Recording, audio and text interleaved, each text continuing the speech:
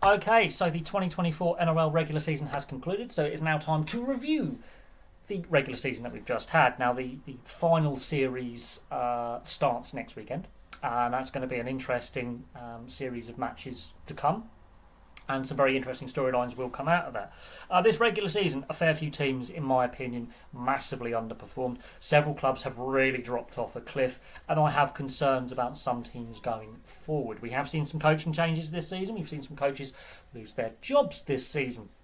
And there's a couple of clubs where there are question marks over the board, club culture, player recruitment, player retention, and player development. So without any further ado, we're going to go from last, which unfortunately this year again is the West Tigers, to the minor premiers, which is the Melbourne Storm. And we're going to dissect each individual team for a couple of minutes.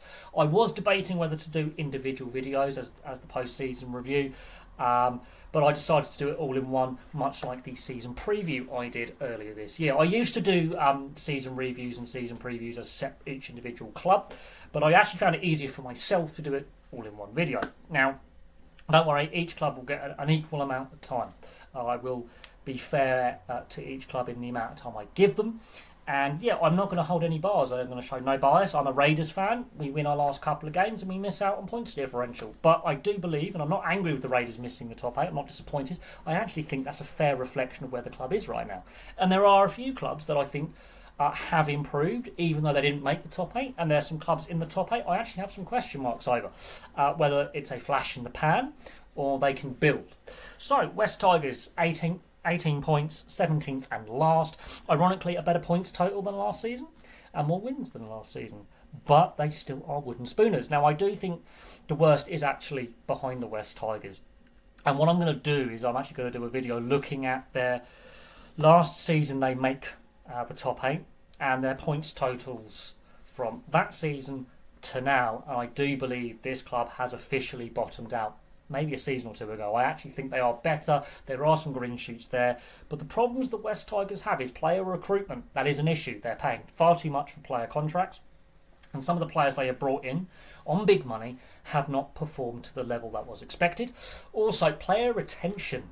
They are losing a lot of young talent over the years to rival clubs who, and then those players go on to have fantastic careers elsewhere, both in the NRL and overseas, over here in the UK, in the Super League. And that is another issue that this club has, is not only developing the youth, because they have a great catchment area, they have a great youth system, is keeping hold of that youth. Now, there are some signs that this season that is starting to turn in the Tigers' favour. Lachlan Galvin, for example, in the halves, has had a brilliant season. If he wasn't suspended, he would have got Rookie of the Year. He would have been eligible. Fantastic season. Now, the Tigers have some issues. Benji Marshall is under a lot of pressure. This is his first senior coaching position he's had. But also, if you look at it, there's been a lack of stability in the coaching box. There's been a lack of stability in the boardroom for a long time. And we are now hearing reports coming out about a division in the boardroom between the Balmain side, which is actually now a very, very minority stake, and the Western Suburb Magpies side, which is actually the majority stake, which also has a stake in the Balmain side, which is a weird part of the merger. And there's a lot of reports of boardroom fractures and instability. Do I think Benji Marshall has got some green shoots there? Yes. 12 debutants at NRL level this season. A very inexperienced first grade squad. The fact that it took it down to the last day of the season, in the Spoon Bowl as it was known, shows that that the West Tigers have some fight. Scoring points is not a problem for this side, ironically, compared to other wooden spoon seasons that clubs have had. Defence, the worst defence in the league. Let's be honest, they couldn't keep their try line secure, and that is a problem. But an inexperienced side, I think, showed more fight than last season and the season before. And I do believe the worst is behind them. I'm hoping. And I will do a video looking at the West Tigers since 2011 and some of their, their last season they made the top 8 and the points totals they have had. Because I do honestly believe that the worst is behind them, very similar to the Newcastle Knights. Do I think they're going to make the top 8 next season? Probably not. I think it's going to be a couple of seasons before Benji Marshall can do what Cameron Serraldo has done at the Bulldogs and Todd Payson has done at the Cowboys in turning around a losing team into a winning team. But I think the Tigers in the bottom 8, yeah, about where they are. Wooden spooners, it's unfortunate, but ironically, They're more improved than the teams directly above them that they were fighting to avoid the wooden spoon with all season. So at 16th with 20 points, shocking defensive record. And I've done a few videos on the Bunnies this season. Is South Sydney 20 points? The wheels fell off very quickly this season, didn't they? Demetriou getting sacked, Wayne Bennett coming in next season, the Latrell Mitchell saga, that's been an issue for this club all season, and the injuries this club has had in key positions. The Bunnies, much like the Eels and the Broncos, they're the teams that have played in 3 grand finals that Penrith have won in their three-peat. All of them have missed the finals the following seasons, ironically. And in South Sydney's case, it has fallen off very, very quickly. Very similar to Parramatta. They're almost parallel with Parramatta in the way they've just fallen off a cliff. But there is a lot of question marks about the culture at Redfern. There is. There's been question marks over player retention, player contracts, and how the club deals with players within the squad. Latrell Mitchell is he's an enigma. On his day, fantastic player. Unfortunately, the Latrell Mitchell the Rabbitohs have is not the Latrell Mitchell that the Roosters had in previous seasons. At the Roosters, he was a raw young talent, but exceptionally crucial to their 2 premierships.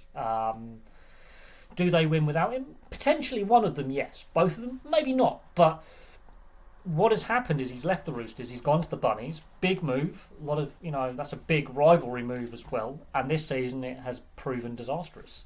He's actually missed, since he's been at the Bunnies, a lot of games. And there does seem to be, I don't know if they're too soft on him, but there's disciplinary issues there. But it's not just Latrell Mitchell. I think it's the whole club, it's the culture within the club. There's also question marks over that player recruitment and how much they're paying players on big contracts.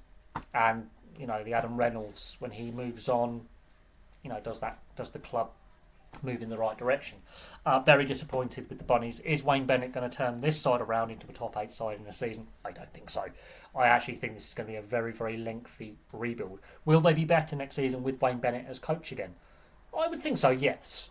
But in the long term, is Wayne Bennett the solution? No. You're hiring a coach who's into his early 70s.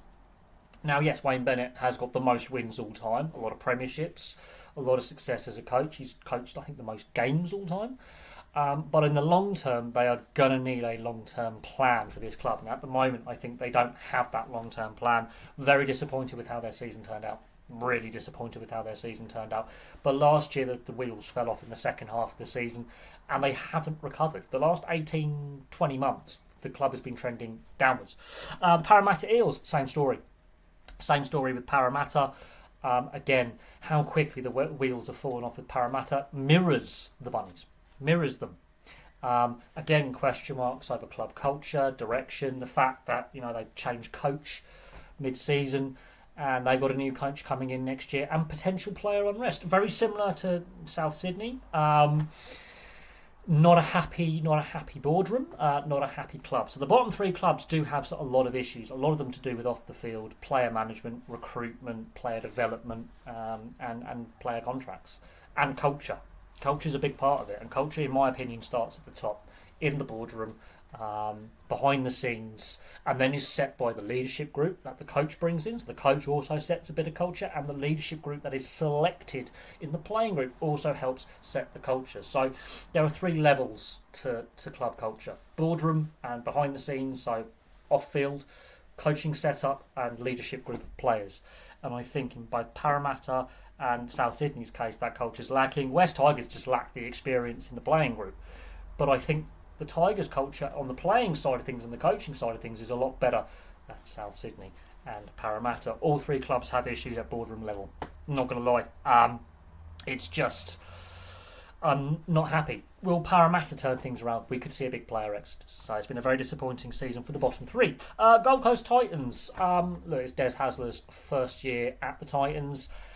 Disappointing. It took a long time for the players to buy in. They have had some injuries to key players. They've also got some real promising youngsters coming through, like Khan Pereira, for example, whose tries per game average is ridiculous. Titans are an enigma. They've never really established themselves as a top 8 side, but I think Des Hasler, is a good appointment as the coach. He will set some very high standards. Do not be surprised if there is some player turnover in the next year or two. Are they disappointed with where they finished? I would think yes. 4 points off bottom is not where they want to be, and 8 points off the top 8 is not where they want to be. And that poor start to the season really derailed their season. But you look at the bottom 4. None of those clubs had a great start to the season. I will say this, though. Apart from the West Tigers, Gold Coast haven't changed the coach this year. They changed the coach last year. Parramatta and South Sydney did change coach mid-season. That didn't help the performances with them. Their seasons continue to be derailed. The Titans, they have a good core there, a good young team there. They need a bit more depth, I think, and another full pre-season under Des Hasler. I think they will improve next year. They will improve. 13th, the Warriors with 25 points. Very disappointed with the Warriors this season, considering how well they did last year. But the fan base is fantastic. And they had some good wins this season. They had some close losses as well. I honestly believe in another season they make the top 8, potentially the top 4. A bit of bad luck here or there. They did have some injuries to key positions, but they were entertaining, and they are a young side. I think a bit of second season syndrome, and yeah, they missed the top 8, but it was a few weeks ago they were still in the hunt to get in the top 8. It was a very close battle to make finals this year with a lot of clubs, and they slowly got whittled down. But injuries did for the Warriors a little bit this season. And Sean Johnson's retirement, there's going to be a bit of a void in the leadership area. I would not be surprised if the Warriors do get him back into the club in some kind of mentoring capacity, potentially as a coach at some point, or a representative in some form of off-field business. I do think the Warriors will reach out and offer him some kind of employment with the club going forward in some kind of capacity. Maybe not straight away, but I do think they are going to miss Sean Johnson's leadership and gravitas. In saying that, Metcalf is a very, very good player if he can stay fit. They do have some great outside backs. They do have some very dynamic forwards, some great young players. And with what they did last year, with the energy they brought to the whole of New Zealand, not just the Auckland area, and you look at the fan base and the fact that they are the first club ever to sell out every home game in a season. That was a real positive, and that was all done on the back of last year's performances. And the fan base is brought in. The fan base is solid, which is positive. There have been question marks over the Warriors being part of the NRL for some at points over the years of the club being involved in the NRL. But they've been good value for money. When they win well. They did lose some very close games and some very entertaining games at points this season. But some of their defeats were poor. There were some performances that were distinctly average. In saying that, they were competitive but disappointing on what the standards they set last year. Do I think they can get back to the top 8? Potentially, if the right adjustments are made in tactics and how they approach games, and also continue with that player development. They've got to keep Sean Johnson in some capacity, in some role at the club, be it as a mentor for some of the younger players, maybe getting him in a coaching capacity, or an ambassadorial capacity, or even train them up in administration. If they keep ex-players like Sean Johnson involved, I think that will continue to build the relationship between the club and the fan base, which is solid. They have a very solid fan base, which I think deserves better than what they got this year. I was slightly disappointed, but it just shows how competitive getting in the top 8 is. Now, number 12, Brisbane Broncos finished 12, 26 points. Very similar to South Sydney and Parramatta with how quickly they fell off from making a grand final, except in Parramatta and Sydney's case, they were consistently making the top 8. Brisbane won. And it is surprising how this season mirrors 2 years ago. But they didn't get off to the best start with the Vegas games, and they had some very indifferent form, and they weren't consistent enough, and some of their defeats were shocking. You look at their last 2 games of the regular season, they were just embarrassing defeats. They were absolutely destroyed, shipping a lot of points. And there are some issues with the balance of the side. And again, you've got some big egos in this team. There are a lot of young players in this team, some big egos. And I think Kevin Walters is one of those coaches that if results do not turn around and they don't become a bit more consistent and keep, do what they did last season on a more consistent basis, he's been there for a while now. Now, I do think the Broncos, they're not going to be as bad as 2020. I don't think that's going to happen for a very, very long time. There are some teams that are significantly worse than the Broncos in the NRL, even looking forward, with squad depth, talent depth, and various other bits and pieces. But question marks in recent years have been asked and raised about the culture at the club, the leadership in the playing group, the coaching setup, and even at board level. There have been some big eyebrows raised and some questions raised over the last 6, 7, 8 years.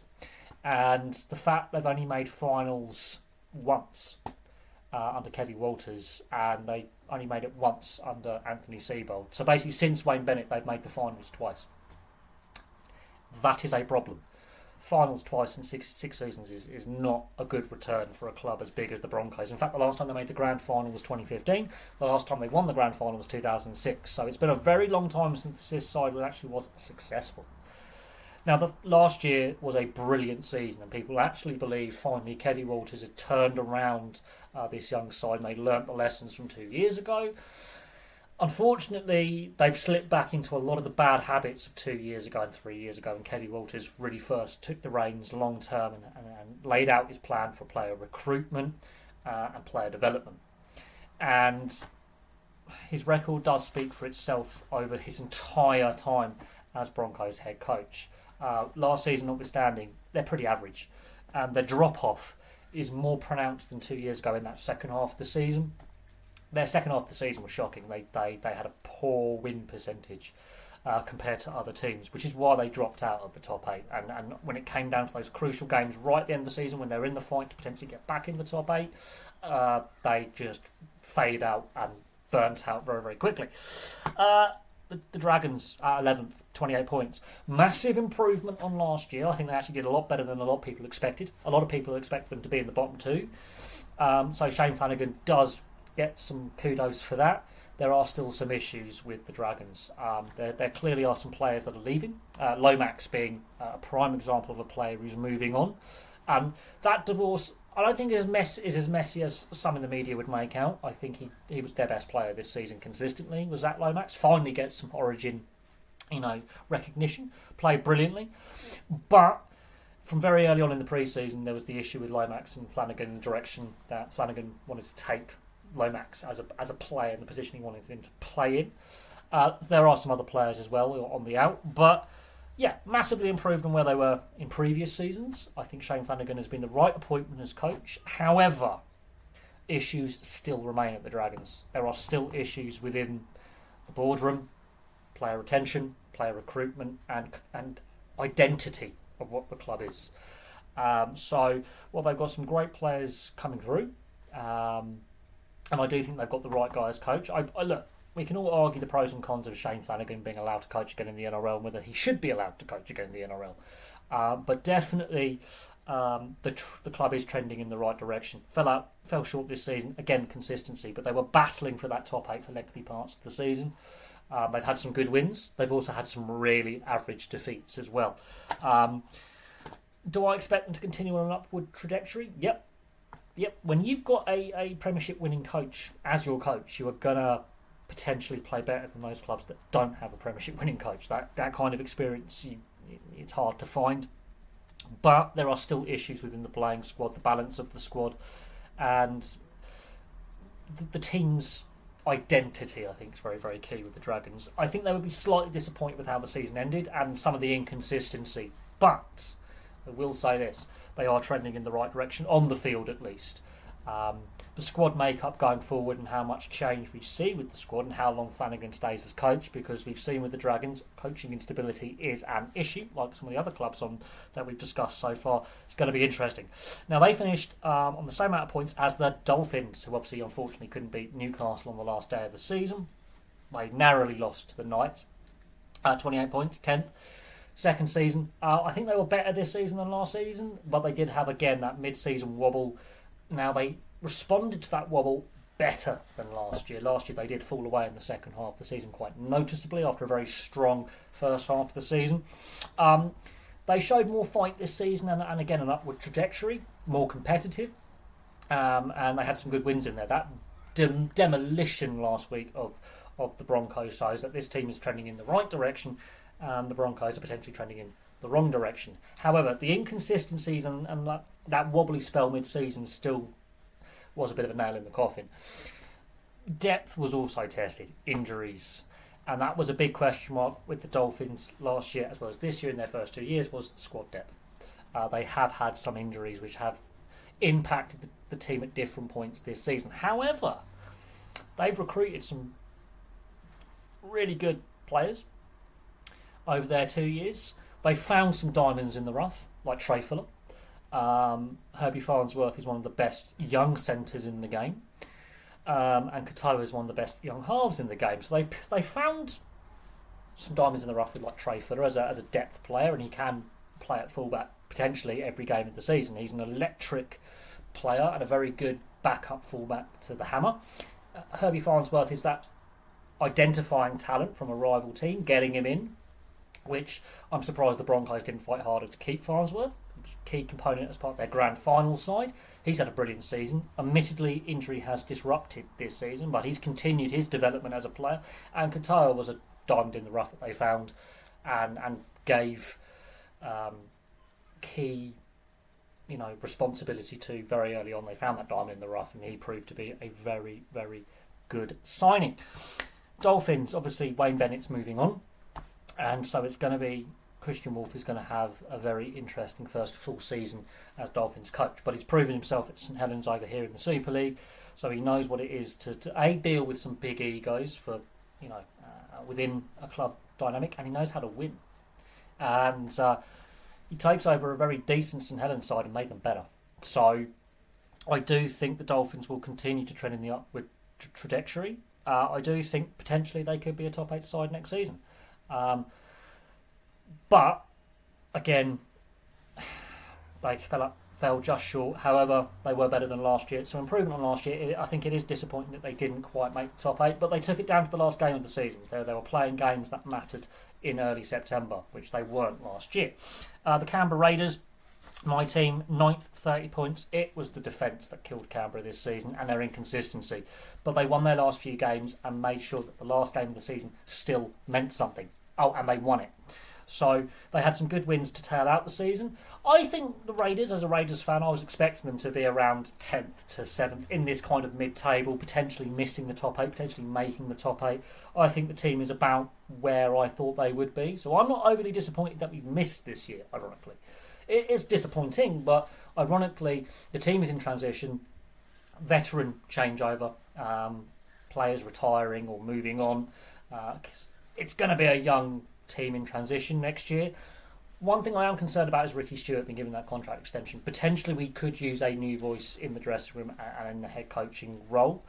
But in saying that, it does show stability with the club. Now, Ricky Stewart is one of those coaches that does divide opinion with fans, both at the Raiders and at other clubs. But a solid season, not outstanding, but they've been trending at about this mid-table level now for a little while, since the 2019 grand final, and people could argue they should have won that grand final, and we can debate that. In saying that, I think they're about where they should be. I'm not overly disappointed, and I'm not overly elated. I think there's some great young players coming through, another full-off season, and pre-season will do the players good. Coaching stability has proven important with the Raiders. I think they're better with Ricky Stewart as coach than some of the previous coaches they had, where they just weren't as competitive. But defence is a key issue that needs to be improved, because that points differential is the reason why Canberra aren't making the top 8 and Newcastle did.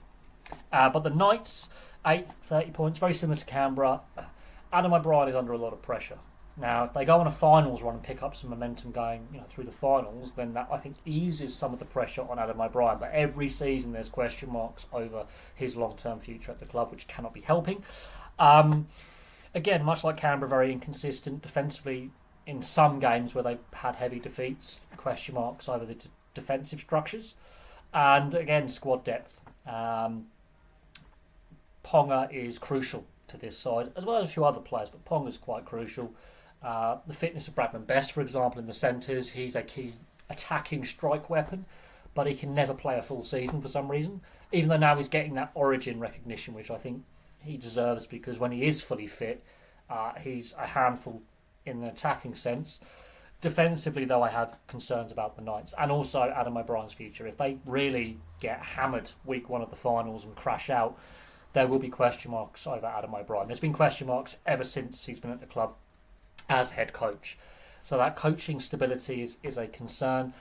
Potentially a bit of squad depth, but they've identified some good young talent that's come through and had an impact on the side in a positive way. But the Kalen Ponga contract is a bit of a lead weight. I think he's overpaid. He can't play a full season either. He's had a lot of injuries, and that could be a concerning contract going forward. That won't age well. And when you need to have a strong, balanced squad with depth, when you potentially overpay players, and those contracts don't age well, and they're not top-ended, but they've got a lengthy back end in a salary cap league, can be a problem. But I think that the Knights making it is a shot in the arm for Adam O'Brien. I think that eases some of the pressure on his job. But do I expect the Knights to win the grand final? No. But do I expect them to potentially go on a run in the finals? Potentially, yes. And that they could be a bit of a dark horse to get past week one. Maybe a bit further into the finals than expected, but don't expect them to do much. The Sea Eagles finished 7th, 33 points. A mixed season for the Sea Eagles. They had some ups and downs. Some good recruitment there.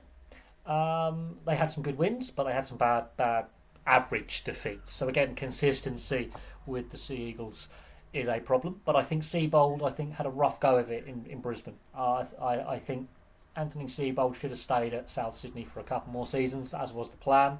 But his time at Brisbane wasn't great. But I think he's bought in to the Manly Sea Eagles, and the Manly Sea Eagles have bought into Seabold.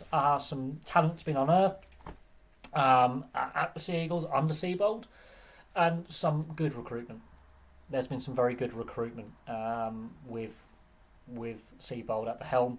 Consistency is the Sea Eagles' issue, and the fitness of some key players. Now, all three Trebojevic brothers, they're key for this side.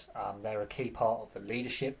There's been question marks over Tom Trebojevic and his fitness long term, especially with the hamstrings. Is he ever fully fit? Are they paying too much for some players' contracts? How long will Cherry Evans continue to be captain and play for this side? How long will he go? As of right now, I think they are starting to now trend in the right direction under Seabold, and I think Luke Brooks has finally made finals. That discussion can now disappear now that he's actually going to be playing finals for the first time in his career. But in saying that, the Sea Eagles' consistency is their issue, but they're one of those clubs that could go on a run in the finals. They have the strike power to do it if they're all singing off the same hymn sheet and they're all fully fit. However, defence and consistency is an issue. They could also crash out in week one. Now, for me, the most improved side overall from last season is the Bulldogs. They finished 6th, 34 points. However, the last 2 weeks of the season, two poor results. So going into the finals, they're going off the back of back-to-back defeats, which is a concern, although they did rest some players and rotate some players, which I think is a deliberate ploy by Serraldo. However, some other players were suspended and injured. In saying that, massively improved. I think Serraldo deserves Coach of the Year, in my opinion, from where they were when he took over and where they were the last couple of seasons to where they are now. I think Serraldo, the players are bought in. I think they've got a very good culture now and a very, very good style of play that suits the players that they have. Could they use a bit more squad depth and a bit more bulk up front? I think that's a fair yes. But they are fun to watch, and they've got a very exciting young team that plays for each other. They've got a good leadership core, I think now. I think Crichton is leading by example as captain. I think players like Jacob Preston, is a future captain. You've got some great outside backs, some real good signings that have slotted in really, really well. I do think depth is a little bit of an issue, But some players just want to play for Serraldo. It's very, very key that they're playing for him, and I think their recruitment and the type of player they brought in has benefited. Now, it did take a bit of time for Serraldo's message to get across and the improvements to be made, but they for me are the most improved side this season, and in a positive way. Fifth place, the Cowboys, 36 points. Again, a very improved performance over last year. Consistency has been the Cowboys' issue with Todd Payton as coach. I do think Todd Payton is the right guy to be the head coach. However, in recent days, obviously, Jimmy Maloney has been sacked by the club as an assistant for a drink driving charge, which shows the culture that Todd Payton has instilled, not only in the coaching setup, but the players. I think they've got a very disciplined off-field culture at the Cowboys that may not have been there in seasons past, which is important. So that just shows the culture that Payton has now put in place, which could be why Valentine Holmes is potentially on the way out. With the having a bag kind of Instagram post, I don't think went down particularly well with Todd Payton. I think he's a stickler for the right culture. The fact that the club has sacked one of his assistants for a minor DUI tells you culture is important, strict culture, and being held accountable. Now, Cowboys, again, much like the Bulldogs, much improved. Also, consistency. They've had some bad defeats, and there were some question marks at points in the season about will this side make the top 8, or will they be disappointing again? I think the Cowboys are trending in the right direction. I think Payton's brought a bit more stability, and they are, while they've missed the finals a lot since they last made the grand final in 2017, and they last won, the only time they've won in 2015, the fact that under Payton they're starting to be around the conversation, made the finals a couple of times. The Cowboys are dangerous. Do not discount the Cowboys at any point. They could be a dark horse, much like the Bulldogs, but the Bulldogs going into finals, a bit disappointing. Cowboys, mixed bag going into the finals. Some good wins, some bad losses. Both sides, it would be nice to see a bit more consistency, but you can also see both these clubs, Bulldogs and Cowboys, blooding that new player to replace the veteran player that's leaving and building a culture. Now the top 4, the big boys. The Sharks finished 4th with 38 points. They had some wobbles mid-season. They didn't have those wobbles mid-season. They could be top 2. And in any other season, they're minor premiers with that points total. Very similar to the Bulldogs and the Cowboys. Any other season, apart from some of the Penrith minor premierships, they're minor premiers with that kind of points total, the Sharks. I think Fitzgibbon has built a very good culture at the club. I think there are 1 or 2 depth issues, and of course some form issues with some key players. Notwithstanding, they responded well to their mid-season wobble. I mean, they could have allowed that to completely unhinge their second half of the season and do what some other clubs have done and drop off. And missed the top 4 or the top 8. They responded well in adversity to players being out injured and suspended. And players like Atkinson have really come in as a depth player who show they are ready for first grade on a regular basis as a consistent first grader when other key players are out. I think some of the weaknesses is potentially beating other sides in the top 8 or top 4. That's been a weakness for the Sharks now for several seasons, even before Fitzgibbon was coach. But they're starting to change that narrative with some of the wins they've had this season. And the fact they had 38 points, as I say, in another season, that's minor premiership form. Do not discount the Sharks for going on a bit of a finals run. Now they've made the top 4. But this is the season, I think, where they need to start making a statement in finals and going on that run and showing they can win in the big games post-season. Third place, with a much better points differential for for and against for points scored versus points conceded with 38 points, is the Roosters. There are some question marks over the Roosters when it comes to injuries in key positions. However, in saying that, one of the best attacks in the league.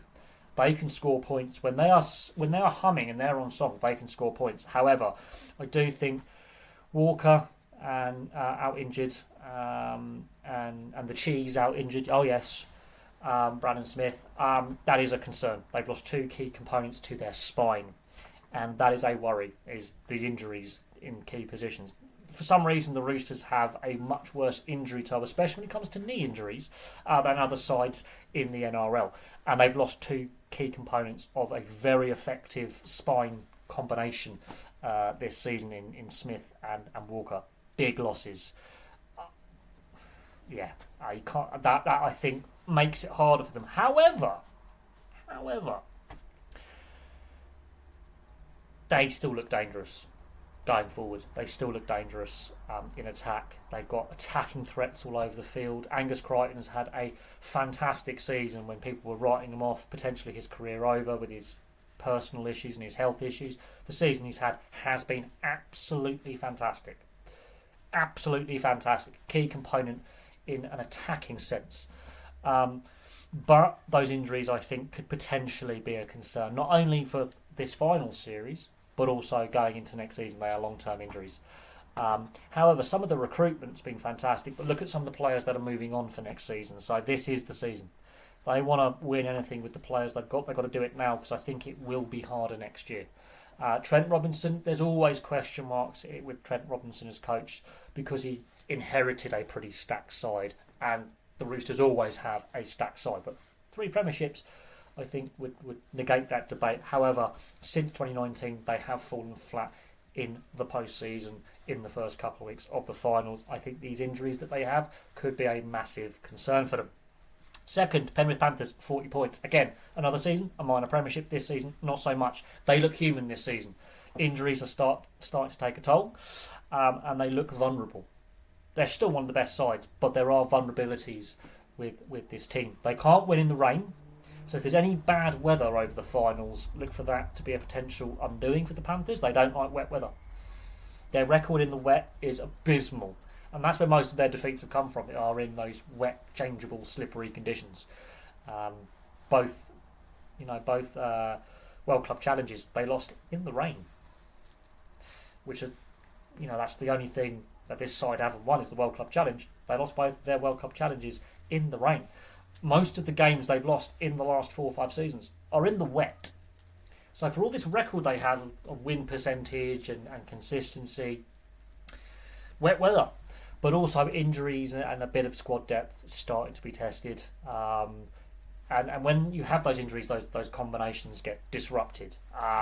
In saying that, Luai has stepped up as a player, but clearly his fitness, how fit is he going to be? How effective is he going to be? Is he going to be, playing through injury again? Should they make a grand final? How much is that taking out of this side? Because injuries are starting to impact this team. Also, player turnover is starting to have an impact.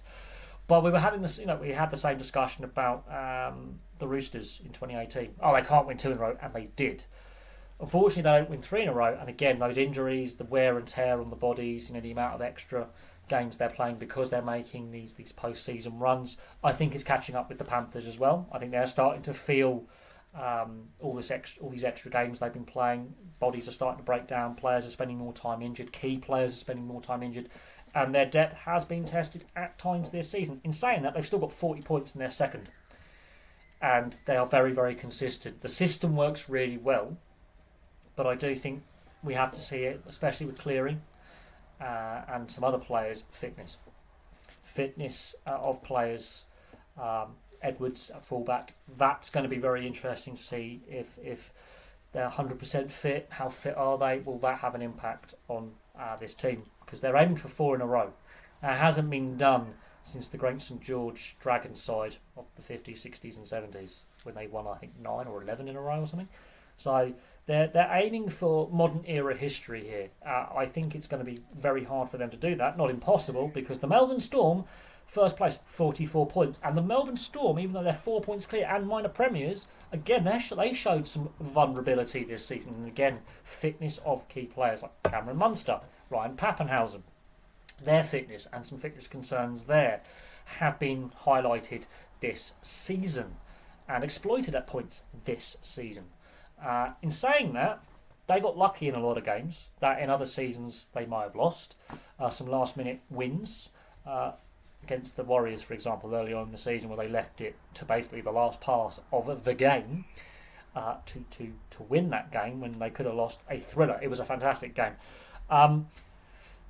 But they defy logic. Much like the Panthers, they have defied logic for so long. Could this be, if they win this season and win the grand final, could this be Craig Bellamy going, now I retire? Because that's been a major question mark, is Craig Bellamy's future.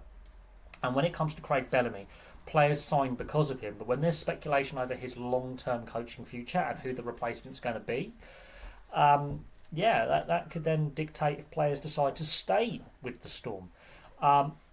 Basically, they've defied logic, much like the Penrith Panthers have defied logic. The one issue I think they have is they've also shown some vulnerability. But, again, the Storm, like the Panthers, player recruitment, which is based more upon attitude. You can coach systems. You can coach and improve players. Attitude is key. Coaching is secondary. The Storm and the Panthers, they select players on attitude. They pick up players from rival clubs on attitude. They develop players and retain players within their systems because of attitude.